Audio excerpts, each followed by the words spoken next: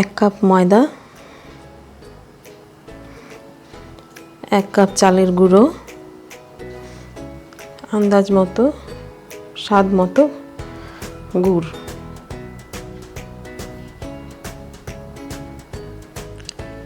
প্রথমে নিচ্ছি 1 কাপ দুধ, পরে দরকার হলে আর একটু নেওয়া যেতে পারে, কারণ গোলাটা কিন্তু পাতলা হবে। এবার গোলাটা তৈরি করে ভালো করে ফেটাতে হবে। আরও 1 কাপ দুধ নিলাম। এবার এটাকে অল্প অল্প করে ঢেলে গোলাটা তৈরি করব। আমাদের গোলাটা তৈরি হয়ে গেছে, দেখুন এরকম হবে। গ্যাসে কড়াই বসিয়ে গরম করে নিয়েছি। এবার এর মধ্যে পুরটা তৈরি করে দেব। প্রথমে দিচ্ছি 100 গ্রাম চিনি। এবার এর মধ্যে দেব অল্প পরিমাণে জল, যাতে চিনিটা ভালোভাবে গুলে যায়।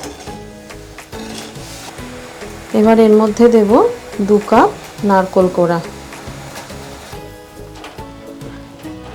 এটা একটুখানি মিশিয়ে নিচ্ছি। এবার এর মধ্যে দিচ্ছি 1 কাপ ক্ষীর।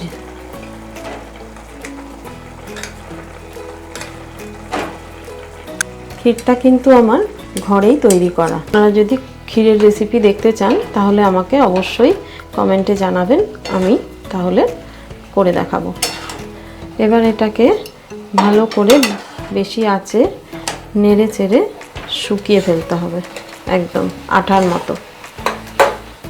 এই শোঁ শোঁ আওয়াজটা যখন বন্ধ হয়ে যাবে তখন বুঝবেন যে পুরটা তৈরি হয়ে গেছে। তার জন্য কিন্তু এটা কন্টিনিউ নেড়ে যেতে হবে, যাতে পুড়ে না যায়, তলাটা ধরে না যায়। শোঁ শোঁ আওয়াজটা বন্ধ হয়ে গেছে। আমার পুর প্রায় রেডি। এবার আমি এটাকে নামিয়ে একটা থালায় ঢেলে ঠান্ডা করে নেব।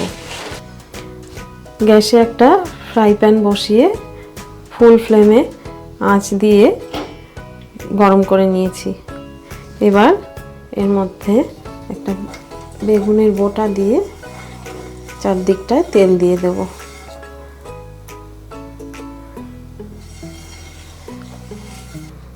তেলটা গরম হয়ে গেছে। এবার গ্যাসের আঁচটা কমিয়ে নিয়ে একটা ছোট গোল হাতা দিয়ে গোলাটা এর মধ্যে দেব, দিয়ে আস্তে আস্তে এটাকে ছড়িয়ে দেব।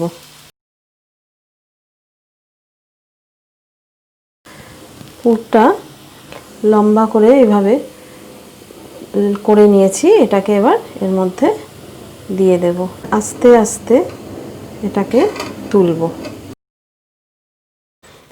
এবার এটাকে আস্তে আস্তে মুড়ে নেব।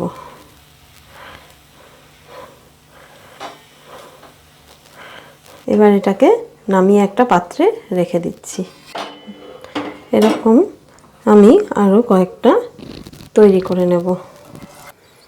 আজ পৌষ সংক্রান্তি মানেই পিঠেপুলি খাওয়ার দিন, তাই আমি আজকে আপনাদের জন্য পাটিসাপটার রেসিপি নিয়ে এসেছি।